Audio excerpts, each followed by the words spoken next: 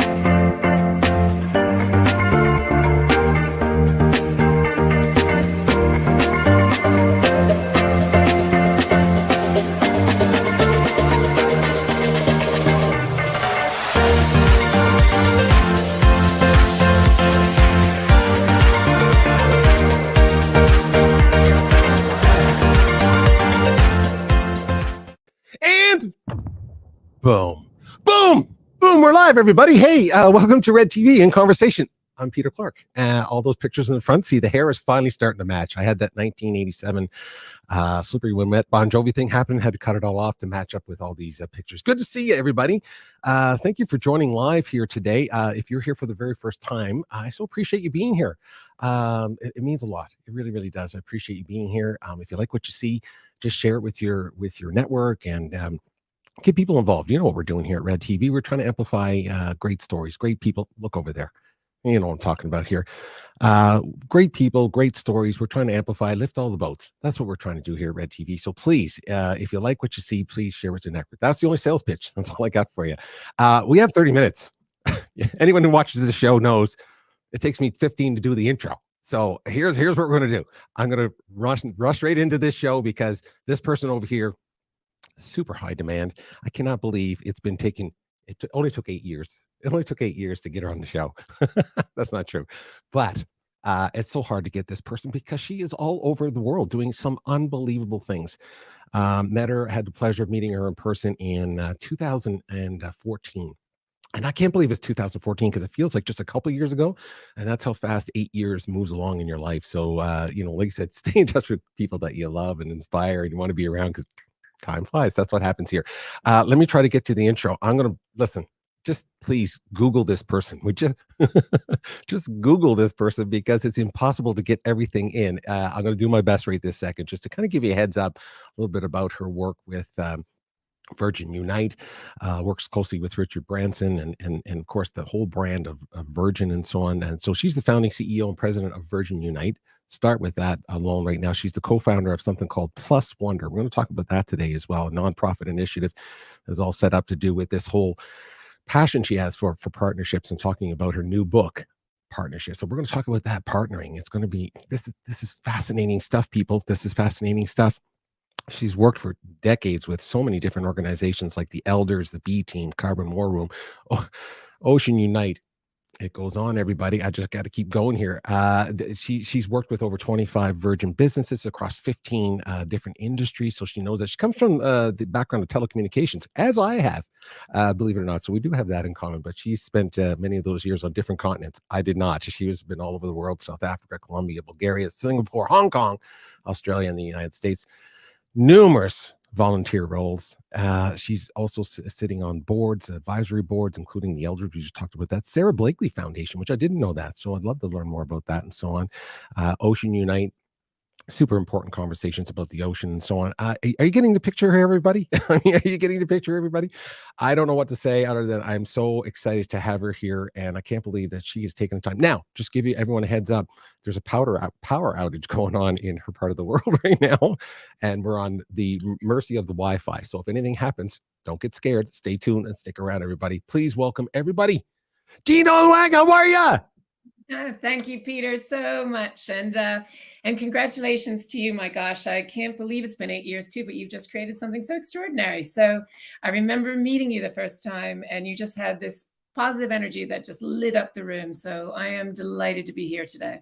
Oh, you are super kind. I appreciate you saying that. Yeah, I remember seeing you for the first time.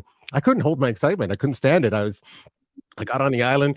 we're talking about Necker Island, everybody, where Richard Branson lives and has, lots of different gatherings and so on. And we gathered for leadership. It was called Leadership 24912. Did I get that right?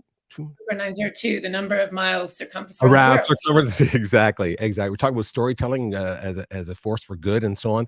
And gosh, that was a fantastic time. We just so when I got there, I mean, you were one of the first people I saw. I think Chris Anderson from TED Talks. I was looking at it. I was like, this is unbelievable. And of course, the beautiful atmosphere. So it was hard to have anything but super excitement to when I saw you. I wanted to, hey, let me show you that because hey, let's just see right now if I can find that for you. It's actually an awesome little photo here. Let's see here. Yeah, let's try this one. Here we go. Yeah. I just found something here. This is fun. Look at this. There we go. There's that beautiful group. There, remember that picture? Look at that. Lots of memories. Look at that group. So that's basically right there. Everybody, you can see it's a group of people that come together, and we were there for probably 4 or 5 days, and we were just talking about how storytelling can impact the world and change the world. And I know that at Red TV, that's what we're trying to do, always amplifying great stories and so on. And it's so important to so see, I'm sitting over there by that good-looking fellow. You see that guy I'm sitting next to? You see the guy I'm leaning next to? Hey, let me see. Yes, my husband. Yeah, it's a good-looking fellow there. Of course, where's Renuka? She's bellied up with Richard Branson, of course. She had no need for me. She had no need for me after that. She had no need for me at all. No need for me after that. By the way, just a lovely couple. Oh, thank you. I so appreciate that. Listen, we have so much to talk about. So, and again, I apologize for making it always seem like it sounds rushed and so on. It's not. You are doing such amazing work, and Virgin Unite and the things that you're doing now with your book. I could take any one of those subjects I just mentioned and we could have full shows about it. So, I mean, easily. So if we feel like we're moving fast, everybody, it's really, I want you to get to know a little bit more about Jean and everything she's doing so that you'll keep following and all these kinds of things. The first thing I have to ask you, those more importantly, how are you and your you okay? And is Chris okay? Is everyone okay? Yeah, thank you, Peter. Yeah, we're both doing really well. Chris is on the road on school tours, helping people turn disability upside down right now. So, yeah, he's perceptions of disability upside down right now. So he's amazing. He's such a beautiful human being. He is so, and I'm going to tell you something. I'm going to hit it. I'm throwing it out here right now. I want to talk to him. So tell him, please say hello. And I'd love for him to come on and talk about not only his journey, but everything he does to be to be a force for good in this world. And we need more people like that. So I'd love to have a conversation with him in the future. That is for sure. Let's start with that. What do you think of that? Like, I think that would be a good show. I just think that would be a great show. It would be fantastic. Oh, you know what? Here's another thing I wanted to mention to you as well. I thought you would find this funny because I remember, and I was thinking, how do I know? I know her. I feel like I know her. But do you remember that exercise that we did on the island? And we had to. It was Marina Abramovich. Yeah. And she had to do this thing. And so I know Renuka was sitting across from Chris Anderson, and I was looking at that whole time, and there you are. There was a picture someone took of you, and guess who you're staring at? Do you remember who you're staring at? You can't see the person. It was moi. It was me. I know. I remember that because I remember that intensity of. Because it was, I think it was 5 or 10 minutes, wasn't it? Yes. It was a beautiful exercise, really beautiful. And you can just see how calm everyone was. It was just the centering. Right. So thank you for sharing that experience with me. Oh, I can remember that because we were just looking at each other and I was like, we're going to do this for like 4 or 5 minutes. It's a long time. And like you said, there's so many emotions that happens and the experience is beautiful for everybody. So I just want to share that with you because I just enjoyed that. I thought that was a super memory that lots of warm memories back to me. All right, let's talk about we're going to talk about your book a lot. But most people know you, or a lot of people know you with Virgin Unite. So I certainly don't want to. I mean, Virgin Unite we could do a series of shows on Virgin Unite. Just in your own words, so that people understand the context of your background. In your own words, what's the role, right? What's the role of Virgin Unite? What does that role play in the world right now? Yeah. So I've been super lucky to be with Virgin Unite now for close to 18 years. And we're like this little entrepreneurial engine for change in the world. And we really focus on how do we change unacceptable systems and issues for good. So we go after the stuff that perhaps other people aren't focused on that needs to be turned upside down. And we're more, Peter, it's an interesting foundation because we're more about the how than the what.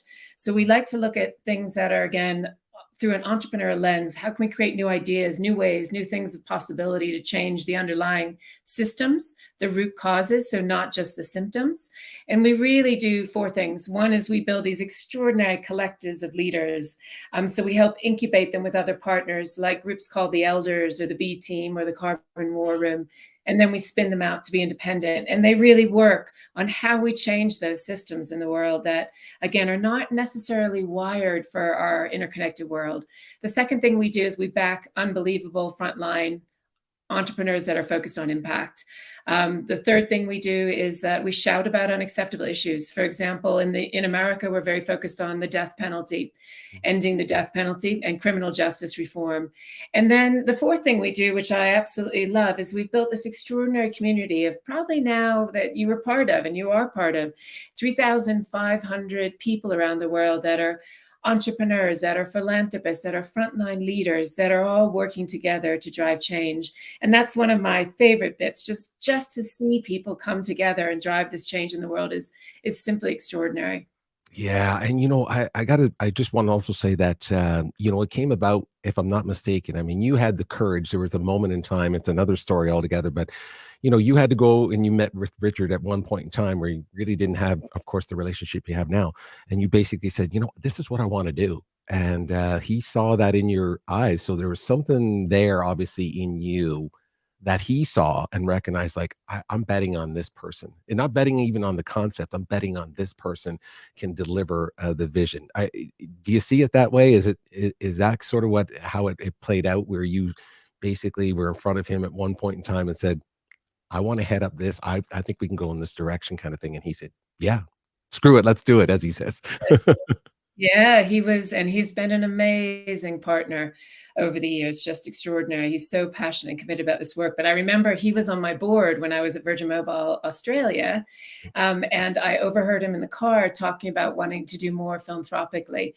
And so I put together a business plan, sent it through to him, and I'll never forget, in Australia, I was standing in my house and I spoke with him on the phone, and we went through the plan, and he said, let's do this. And I literally, Peter, hung up the phone, danced around the house, because this was my dream of how to bring together business, not-for-profit, and government in a radically different way. And that was some 18 years ago now that we started it. And that was the beginning. So for anyone out there who's thinking of doing something that they're passionate about, I would just say, go for it, and just make it happen. Yeah, make it happen. Absolutely. Well, that's just a tiny, tiny bit about Virgin Unite, everybody. Please go to the website. Just Google Virgin Unite. It's part of one of the biggest brands in the world, Virgin, and of course, Sir Richard Branson. So it's very easy to find and then learn way more about it. I have it actually here on our website. Hey, let's just pull up the website for a second real quick so that people can understand. It really is important for people to learn more about these things. I always encourage everyone to do your homework and get out there and so on. Let's have a look here. Actually, where are we here? You know what? Let me just jump to, this is your About Plus. This is something else. Here we go. Let me just check this for you, Gene. Let me just put this up here. Allow this. This is here. Here's the Virgin Unite part of it. This is your website. I'm sorry, for PlusWonder. We're going to jump to that in a second. But again, Virgin Unite, everybody, please jump out to that. While we're here we go. We're on top of PlusWonder. Tell us a little bit about this website, pluswonder.org, and then I'm going to bring up a picture of your book because I have a question about the book cover itself. But tell us a little bit about PlusWonder, please. Yeah, so Peter, it's a not-for-profit, and it's really been built to look at how do we spark partnerships and collaborations that have meaning at the center in the world, and how do we move away from being so hyper individualistic to being hyper connected again as humans. So that's kind of the fundamental principle of this not-for-profit. And the way it started was, we had the wonderful chance some 18 years ago to help start the Elders, which began really by Nelson Mandela, Graça Machel, Archbishop Tutu. It was an idea that Peter, Gabriel, and Richard Branson had. And I remember watching them some 18 years ago, trying to figure out how they became who they were in the world. And what was really clear is that they became who they were because of the people that they surrounded themselves with. So they were who they were because the relationships they nurtured, whether that was each other, their friends, their family members, the people they worked with. And that really kind of set me on a quest 15 years ago to look at two questions. One, how do we build these partnerships, these deep connections in our own lives that make us the best version of ourselves and allow us to bring change to other people's lives? And then second, how do you ladder them up to be large-scale collaborations? Here's a great picture of the elders. And so that it really began by listening and learning to their wisdom and figuring out that if we can shift the world just a little bit more towards thinking about a relational lens rather than an individual lens, it would change so many things in the world. Yeah, see, and that just lends me to this question because I had it in my mind for a long time. Why are they such a great example? It's painfully obvious today to me in 2022 with our thoughts about leadership around the world. Why is it so important? Why was this organization, and why is it such a great example of partnering? Yeah, I think all these people, it's really interesting, Peter, because I think we think of successful people based on their experience or their skills. We very rarely look at what the true secret power is to success, which is really the ability to build relationships in your life, to partner. And we call the book actually Partnering because it's a verb. It's something that evolves over time. It's not stagnant. And what I think all the elders learned very early on in their lives is they learned humility, that they didn't have all the answers and that they needed to create these beautiful partnerships with others in order to achieve the impact that they wanted to have in the world. So they kind of had that embedded naturally in them. And to watch them in action with each other has just been beautiful, to see the depth of their friendships and their partnerships. And they, it's not that they don't disagree. Of course they disagree, but they have learned over their life to be able to disagree without being disagreeable. And to be able to open that space to have really honest, hard, tough conversations and to create those tools. And they've learned the importance of giving gratitude to one another. They've learned the importance of making sure that they have a deep level of trust and respect that's unbreakable and unshakable. And just, again, sitting at their feet and watching this, you can see they've really permeated that through all of their partnerships and relationships.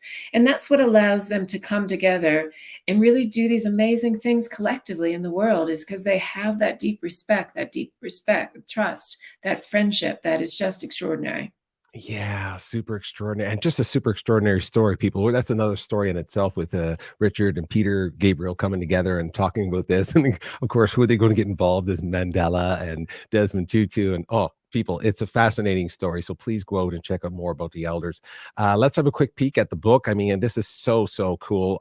Congratulations on this. I mean, it's obviously it's a passion. It's what you live, though, and I think this is what's fascinating about this. I don't think. I'll just make this commentary here that, it's one thing to go out and write a book about something that you kind of know or you're interested in and things like that. It's another thing to really just basically you're documenting who you are. And this is what you've done for the last, 20 years plus, I guess, across your career, probably your whole career, even in whether you're working in telecommunications and so on. But partnering, I wanted to ask you something about this book before we go any further, though. The 𝗟% in the middle. Why did you choose that? I want to ask that question because I think I have a theory, but tell me why. I don't know, but tell me why. Why did you use that?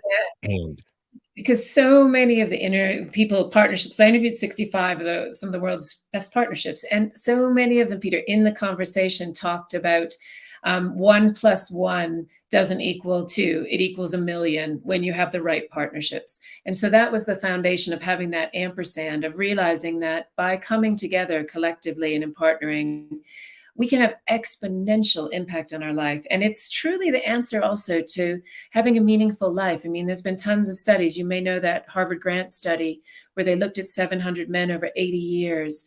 And they were trying to look at what made a healthy, long-lasting, successful life. And they expected it to be things like, in the beginning, how we eat, how much we exercise. The single most important factor was the relationships that these men had nurtured over their life in that 80 years.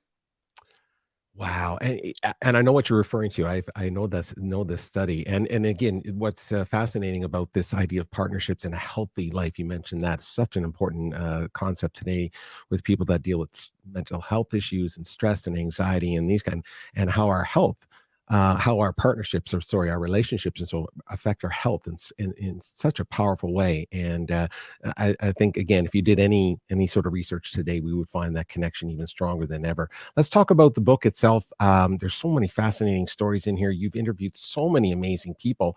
I want to ask this question of this book because, I mean, we're talking about, just list down some of the people that you spoke to very quickly so people understand who we're talking about here. Yeah, so we ended up going out and speaking with all kinds of partnerships. So friends, families, romantic, business. And they had two things in common: longevity, and that they'd use their partnership to make a bigger difference in the world. So the first group of partners that we interviewed were people like President and Rosalind Carter, Archbishop Tutu and Leah, Richard and Peter Gabriel, Ben and Jerry. But we also interviewed tons of people that people may not know yet, but they will love when they meet them. People working on the front lines that have just done extraordinary things in dedicating their life to service. And they've been able to do it, like Anthony Ray Hinton and Lester Bailey, who are working to end the death penalty. Again, maybe not well-known names, but they have done extraordinary things. And their friendship is one of the most beautiful I've ever seen. Wow, fantastic! And again, that's again the every one of those people are playing significant roles in the world, doing different things. And congrats! I want to say this publicly as well. I heard you say this, and I heard many people say this. Actually, not necessarily within the Virgin brand, but it does take such a amount of courage for an organization such as Virgin Unite and Richard to come out and stand for. Again, he's working for against the death penalty. Very controversial in many parts of the world. So obviously, you take a stand, you draw it in a line in the sand, and I just want to say congratulations on that. I think it's a very powerful stand. I appreciate that. Let me ask you this question here: biggest problem?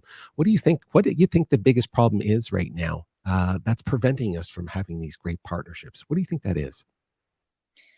So I think one of the fundamental things that's caused us to be so deeply divided and fearful in the world right now is that from the time we're born, we are pushed to think we have to be the superhero. We have to be the one, we have to be the top of the class, the top of the company. We have to be the superhero that saves the day. And I feel like we've been pushed so far into hyper individualism that we've become disconnected with each other. And we've lost that ability to really deeply partner in a meaningful way. Because we're so focused on self-interest. And so I feel like that's one of the reasons why I was so excited to write this book and work with this organization, PlusWonder, and get it off the ground, is because I feel like if we can start to reconnect and realize that we can have very big differences of opinion. In fact, that's some of the thing that makes the strongest partnerships, is when you have this kind of electric current of difference between folks. And I think certainly in America right now, we've lost that ability to have honest conversations about the places we disagree and still hold a place of respect for one another. And I feel like that's happening in many parts of the world. And I think we need to figure out how we bridge that. And by looking at how we partner and enable to hold that space of respect, I think is really critical in the world right today. So I think that is stopping us from having partnerships that are truly meaningful and truly deep. Yeah, I heard you say hyper individualism, and it's fascinating, especially if you spend time on certain platforms. I'll use LinkedIn as the example, and just in social media in general. Of course, we have a different world now since social media has become the animal that it has. You wonder. The messaging that we've gotten. I mean, it starts at school. Obviously, we're in school. We're not graded by working together. We're graded by individual test scores and top of the scoreboard and all that kind of thing.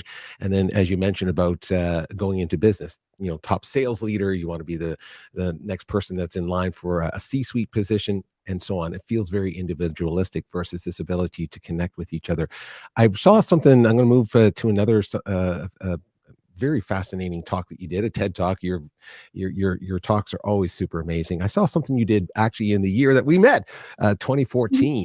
You were talking to the London School of Business, I believe, at the time, and you mentioned about and this was in 2014, the amount of distrust that people have for leaders and leadership, specifically global leaders, when you think about politics and so on. I'm wondering what your thoughts are on this concept right now about how do we, as citizens, global citizens, how do we become better partners when we don't trust our leaders? How do we do that? Yeah, and it's interesting. I don't know if you've seen the Edelman Trust Barometer, Hmm. which came out. They've been interviewing, I think it's something like 38,000 people in 28 countries over 20 plus years. And two things were really interesting this year. They came out that people trust people that are around us, so our friends, people like us, more and more. They also trust scientists still, which is really interesting. So I think we need to lift science right now in a very significant way. And then the other thing that was really interesting is for the first time, they asked the question, which institutions do you feel are both competent and ethical? And business and NGOs, it was the first time that they were both up in that prized right-hand quadrant. So I think everyone that's listening to this right now that works in a company, works in a business, we have a deep responsibility to make sure that we are creating a space of trust. And so that we encourage more trust in the workplace and more trust between each other to build these partnerships. And also more trust to start to think about how do we change the systems if they're not working right now? Why don't we trust politicians? Why don't we trust other leaders? What incentive structures have we created that have built that mistrust in? And what do we need to change and shift? But I think the workplace has to be a really big place where that starts. And currently, I think the Gallup poll, the latest Gallup poll, showed that only 21% of people are engaged in their work, 79% aren't. So I think we have to flip that upside down. And if we could make 80% of people in the workplace really passionate about their work and doing something that's impactful, can you imagine how that could also change the world and build this sense of trust? Because I think trust builds in a large way, Peter, when you're focused on something bigger together, when you're looking at something, when you lift above the drama for some kind of impact that's beyond yourself. And that's where trust really can grow more rapidly. We've seen that in Ukraine. I mean, it's been extraordinary to see the Ukrainians come together as a nation right now. And the trust they have, the respect they have for one another is just extraordinary.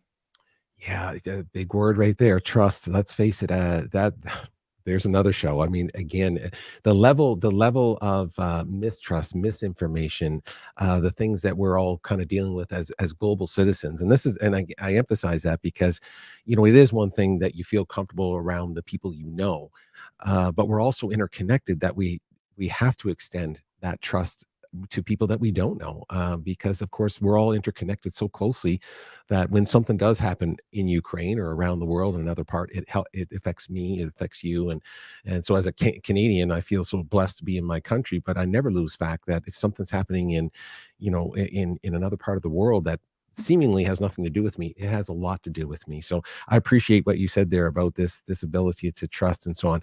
Here's a subject matter that is really meaningful to me. I think it comes from my trip to Rwanda, Gene. When I was in 2009, I went to Rwanda, and long story short, I interviewed people that not only experienced genocide, but of course, people that participated in genocide. So it's just incredible, and they had to go through this process of forgiveness. They couldn't lock everybody up. They couldn't put everyone in jail. There was enough prisons. They had to figure out a way to move forward, and so forgiveness is one of those things that fascinates me. I've also had some health issues where I know that it's related to anxiety, stress and anxiety, and I know I can trace it back to where I'm not forgiving myself for things that maybe I've done in the past and so on. So I want to ask you about forgiveness, the relationship between forgiveness and partnering, because I know in your book you have an amazing example of that. But talk to me a little bit about forgiveness and partnering, and please feel free to mention that story in your book. Yeah, and the story is really beautiful. And one of the chaps in the story is 𝗟𝗶𝘃𝗲, and he has a beautiful quote where he says, the biggest impediment to forgiveness and to a rich life of trust is judgment. Mm, And he always starts from that place of judgment. And I think all the partners talked a little bit about how you start with why someone's coming from where they're coming from, and really holding that space to allow for that difference. And this story was one that I always think about right now, particularly because the world is so divided. And 𝗟𝗶𝘃𝗲, some 20 years ago, he was an investment banker. He is a Muslim. And this chap, 𝗟𝗏, some 20 years ago, was a merchant marine, a Green Beret, and he is a Christian. And the two were kind of came together in this deep moment of tragedy where Azim's only son, Tarek, who was 19 at the time, was shot by 𝗟𝗏𝘃's grandson, Tony, who was 14 at the time, and killed. And, I think none of us would have felt badly if Azim had just gone into bitterness and anger, of losing his only son. But instead, he did the exact opposite. And he brought 𝗟𝗏 into his living room, and the two families really healed together. And, 𝗟𝗏 and Azim talk about how they're not just friends. They're not just friends at a cognitive level anymore. They're friends at a spiritual level. And over the last 20 years, they built this extraordinary foundation now that goes from high school to high school to get on stage. And because they're so different, and because they've crossed such a big divide, the kids can do nothing but listen to them. And when Tony came out of prison 3 years ago, the first thing that Azim did was hire him into the foundation. So now all three of them go onto that stage. And I guess, Peter, that story feels so important right now for a couple of reasons to me. One, as an American, I am just horrified that we need a foundation to stop kids from killing kids. And then the second thing is, though, I go into so many rooms now and people say, we can't do this. We're too divided. We're never going to be able to come together. And all I can think of is 𝗟𝗏 and Azim, because certainly if they can cross that huge divide and forgive, and, Azim talks a lot about, if you don't forgive, that whatever is happening is just holding the rest of your life hostage. So by forgiving, you're freeing yourself as well as freeing the other person, and then coming to this space where you can hopefully turn that moment into something that's good for the world, as they did. And I think that's so important right now, that we realize that we can hold that space and we can forgive and we can trust one another.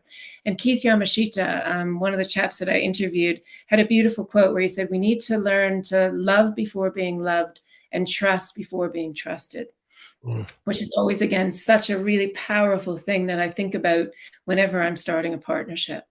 Oh, gosh, boom. Those are powerful, powerful thoughts and ideas. Thank you for sharing that story. Again, that's just one of the stories, everybody, in the beautiful new book about partnering and so on. And again, this concept of forgiveness and trust and being able to move forward. And I do appreciate what you said about this disconnect that you're feeling in your country. I can sadly say that it trickles across all borders. And so here in Canada, I can openly say that there's a sense of that developing as well. I think we have to be very careful and how we communicate with one another and keep moving forward with that. So thank you for mentioning that. I know you love this story as well, and I'm telling you, you put me onto this, so I am so excited to be learning about this story, because I never thought of it before, and I lived through it as a younger person. It was in the headlines. You know where I'm going with this. I think the ozone layer.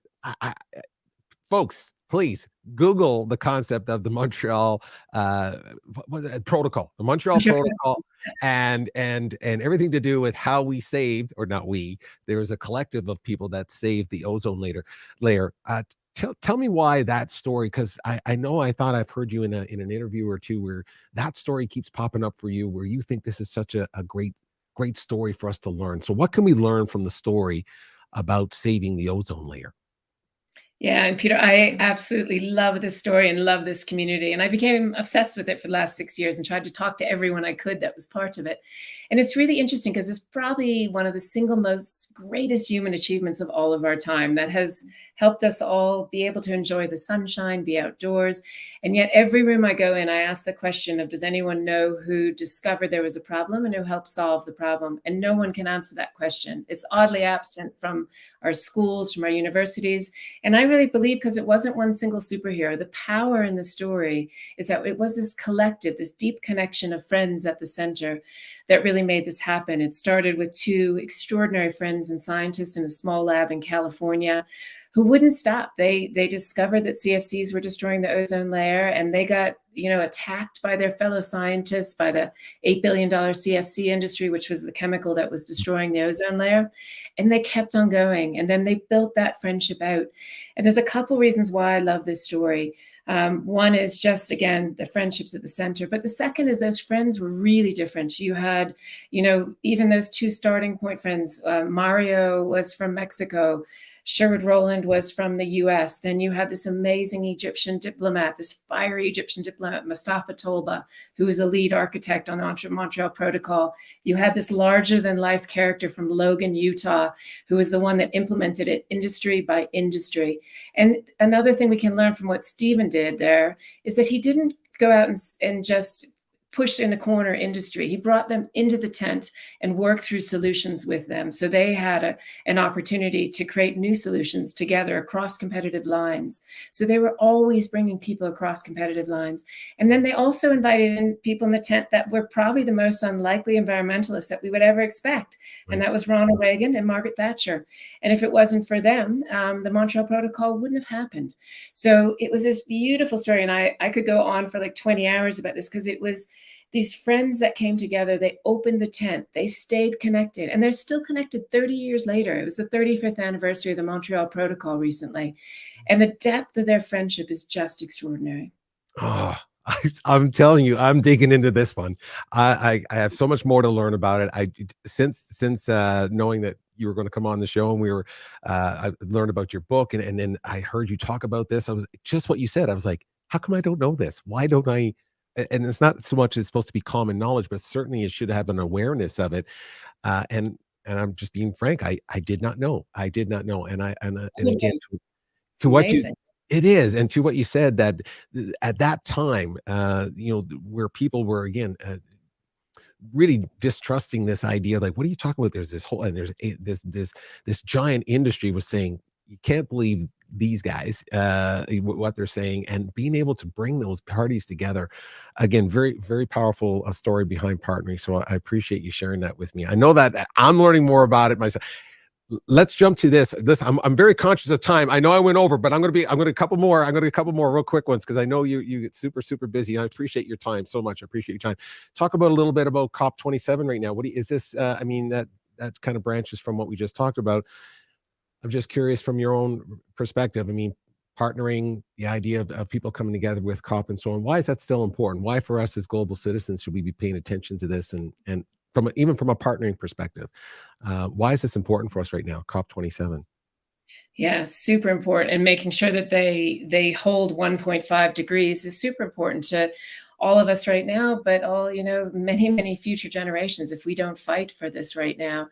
And, I think we can learn a lot from what the folks did at the Montreal Protocol and how they came together cross-sector, cross-geography. And we need to do that right now for the planet. And yes, it's more complicated than it was when it was just one chemical linked to, but we can learn what they did, because they came across all kinds of divides to make that happen. And I think, Peter, the other thing that's really important is also widening our lens to a planetary lens, because we also need to be having conversations right now and bringing in biodiversity, bringing in loss of land, bringing in nitrogen phosphorus runoff. And there's this amazing thing called the planetary boundaries that Johan Rockström and a group of scientists have created. And one of the reasons I love the planetary boundaries model is it also shows, it's a model of success, because it shows that we were way over our boundary with ozone and stratospheric ozone, and we as humanity pulled it back into a safe space. And I really believe we can do that for the others, but we need to understand where we sit on those others, and we need to come together and partner like we have never done before. We need to be at a level of radical collaboration, which is why this concept of partnering feels so important to me right now, because it has to start with partnering. Like Mario and Sherry, the two scientists that discovered that the ozone layer was being destroyed, it wasn't just a month or a year that they fought this. It was an entire decade, and they kept on going. And so it's building those deep partnerships. And when I asked Mario how they kept on going, he said one word. He said friendship. So how do we find these partnerships right now within the climate space, within the planetary space, and then start and strengthen, build them out, and make sure that we don't get discouraged? Because that's the thing I am most worried about, is that people lose hope and people lose the ability of the potential of possibility. And we can't allow that to happen, because we've done it before. We did it with the ozone, and we can do it again now. We just need to be super focused on how we collaborate at a scale that, again, we have not yet even begun to imagine. Yeah, I think you just said radical collaboration. I love that. The idea of we have to go way outside. There's no boxes anymore. We have to go way outside of our comfortable thinking.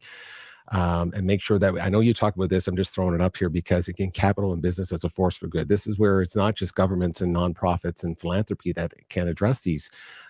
We need capitalism and business to act as a force for good. Would you not add to that? Yeah. Absolutely. They were a key part of the Montreal Protocol, and they will be a key part going forward. And I'm super excited because I feel like that movement is definitely happening. The conversations are happening much more significantly. They were, say, even 5 years ago around business and the role that business has to play in this. It has to be all sectors. It has to be all geographies, all cultures. This is something that transcends borders, and we need to realize that as human beings and really scale. You know, I'd never forget during Tahrir Square, there was a young man, a young Egyptian man who came to one of our elders gatherings, and he raised his hand and he just said, when will global leaders realize that the only borders left are those on old maps? And I think getting to that point where we are able to collaborate across all kinds of divides is absolutely critical for us as human beings right now. Oh, beautifully said. Beautifully said. Here's something. You're a master of this. You've done it for so many years of being able to talk about the nonprofit world and, again, business and coming together and now partnering. And so all of this is also intertwined with each other and so on. I want to talk to small charities right now. Small charities were, especially after the last two and a half years of since the pandemic and so on. This again, for them to try to continue with what they're doing. They're small. They're trying to figure out partnerships and building relationships with organizations and so on. Can you give me a few small tips? I have a friend, for example, his name is Chris Lomas. He has Hope 4. I know that you went to Ukraine.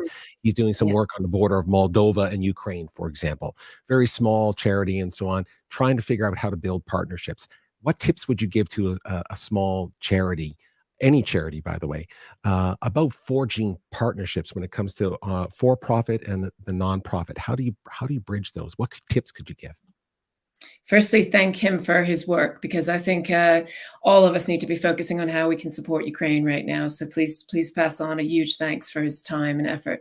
And I think with small charities right now, I think that one of the things that they can do, a couple things that they can do. One is think about how they partner with companies, and how, because small charities are some of the best charities that have that entrepreneurial nimbleness, that are able to make stuff happen, that are able to move quickly.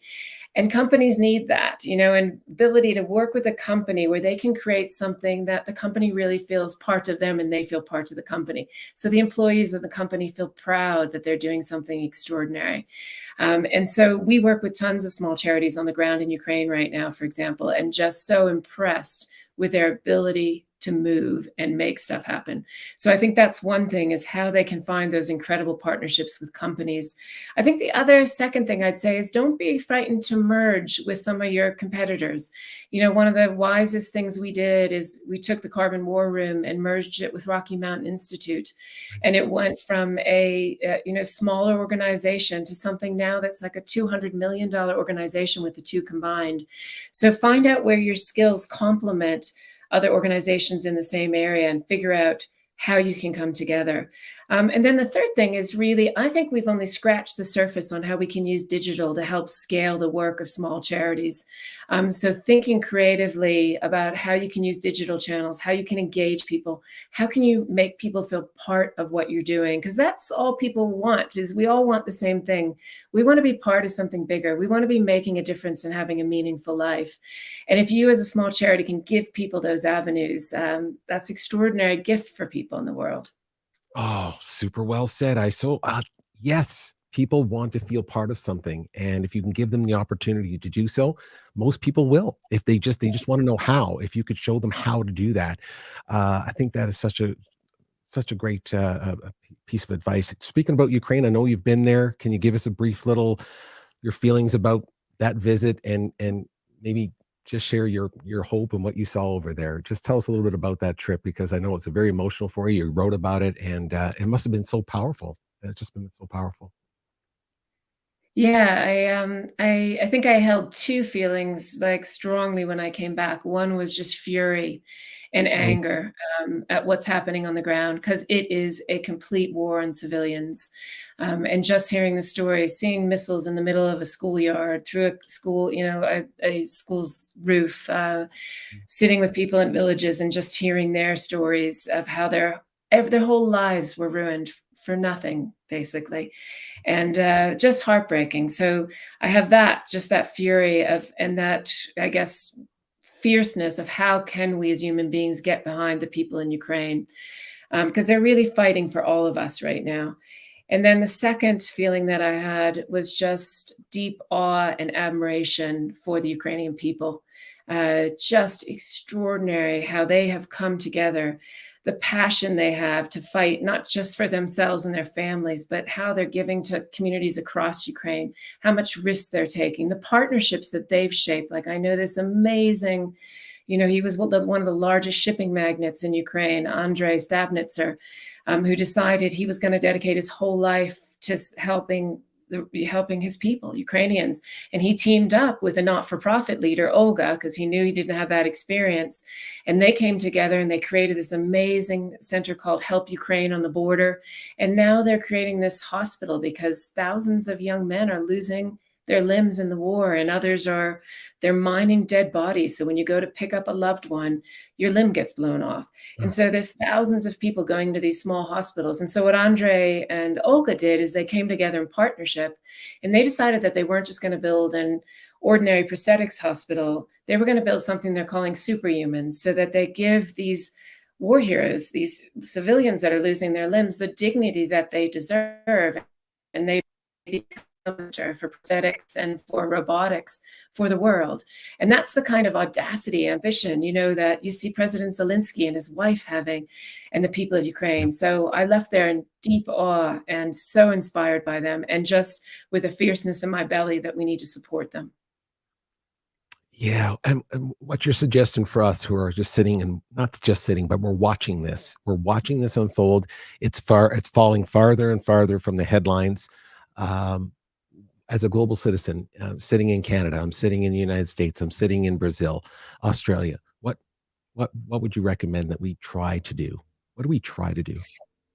So 3 things I'd recommend. You support your politicians to keep on making sure we support Ukrainians to get what they need to win the war. The second thing, if any of you own companies, I would really highly recommend you try to use Ukrainian businesses in your supply chain, because they're still operating from Ukraine, particularly on the tech side as well. But anything, just try to use them and create that economic flow into the country. And thirdly, there's some amazing frontline organizations that people can support directly. Liev Schreiber, the great actor, he actually started something called Blue Check, that actually checks out great grassroots frontline Ukrainian charities, so you can go directly to them. So check out Blue Check. It's an amazing online platform. And then there's also great organizations like Superhumans, like GEM, like 𝗟𝗏𝘃𝗲. And I think we have them on some of our Unite website. They were in my blog, but great organizations. And the more we can support directly to Ukrainian charities to lift up, the better.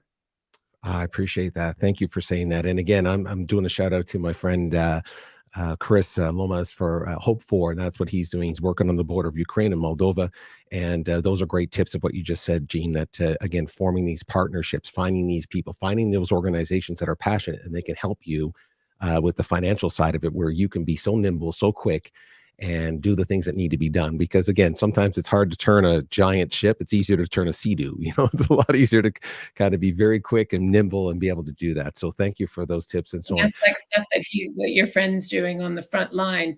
That's where the change's happening in Ukraine right now. So we should be supporting him. We should be supporting others that are able to do things quickly. Thank you for saying that. I'm sure he's going to appreciate that. That is for sure. Before I let you go, I got to talk about your life partnerships. You wrote a book called Partnering. I know that you have a couple of great partnerships in your life, more than one. I know that for sure. But I'm going to bring up, let me just bring up a couple pictures here for you. Just comment on it for me.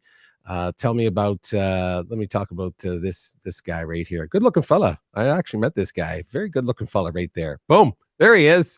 The man, the legend. I had a great pleasure watching him present on Necker Island.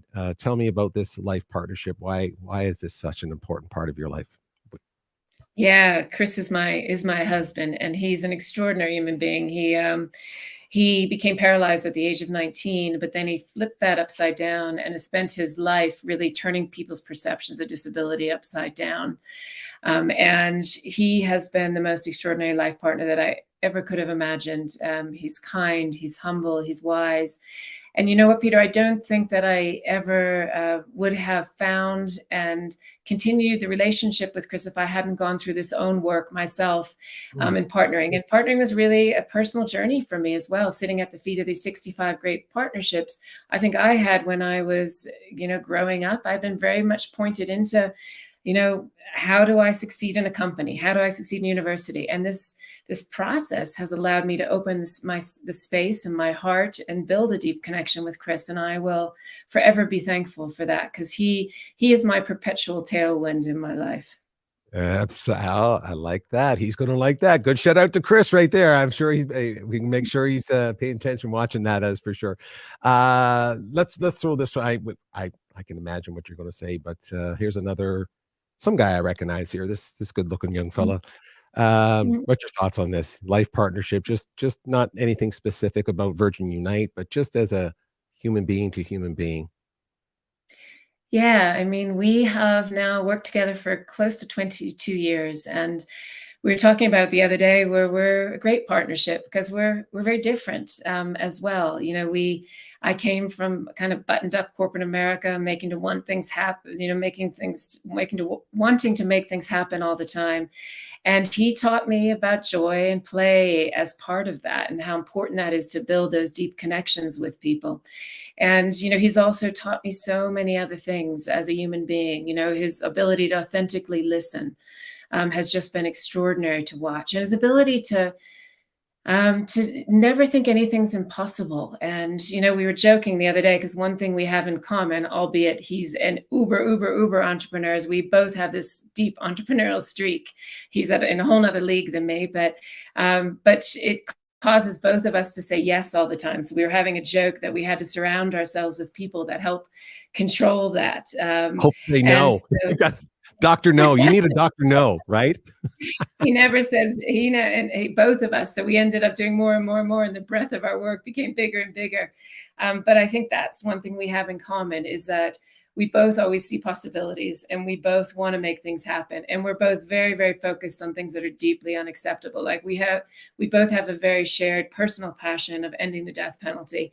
And globally, and in America, for anyone that's on this show listening, in America, the death penalty is so broken. It doesn't deter crime.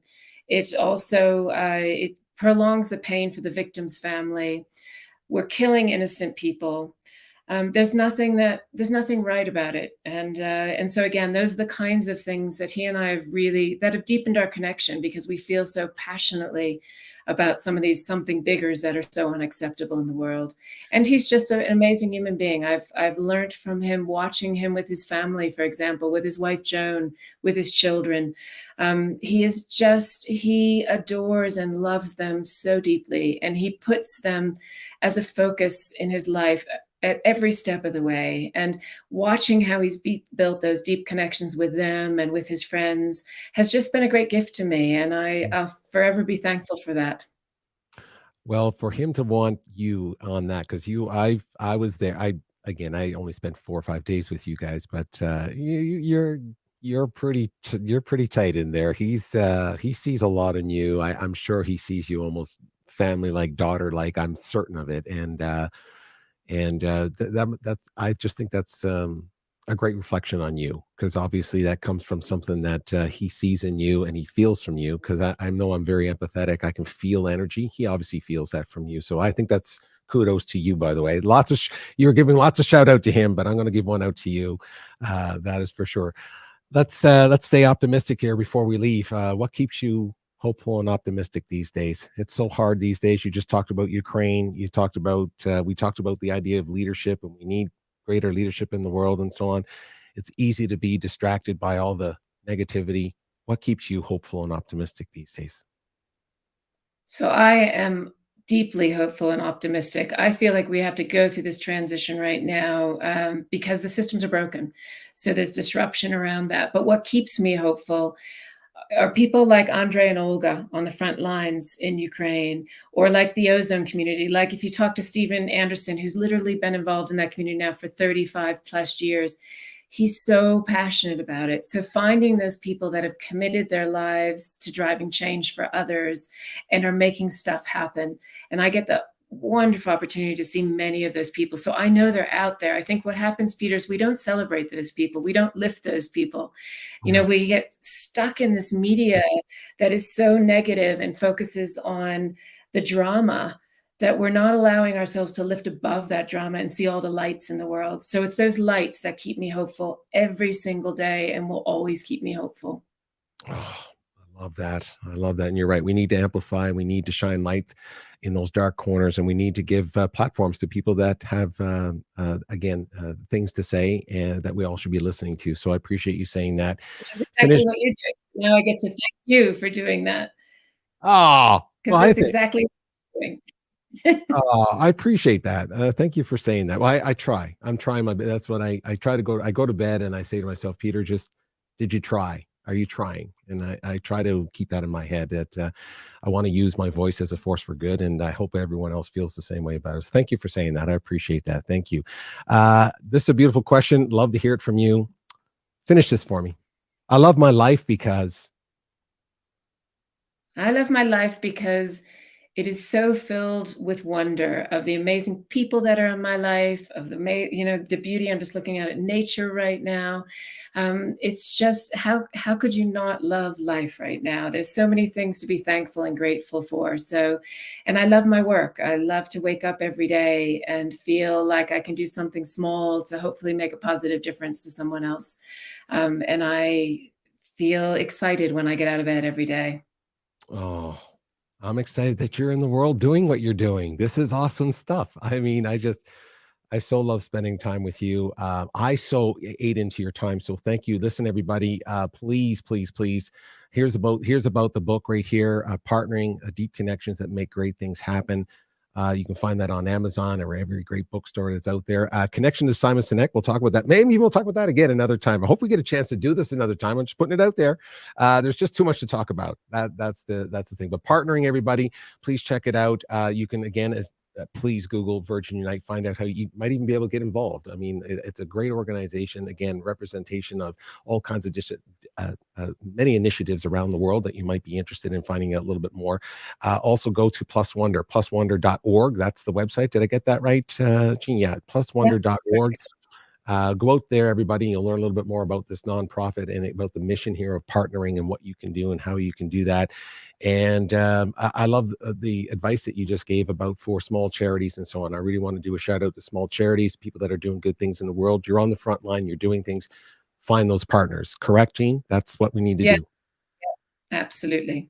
Find those great partners. Everybody else, listen, thank you for joining us today. I don't want to... do you know how much I appreciate you spending your time with me today? Do you have any idea what that means to me, Jean? Do you have any idea? Thank you for spending your time with me. Oh, right back at you. Right back at you.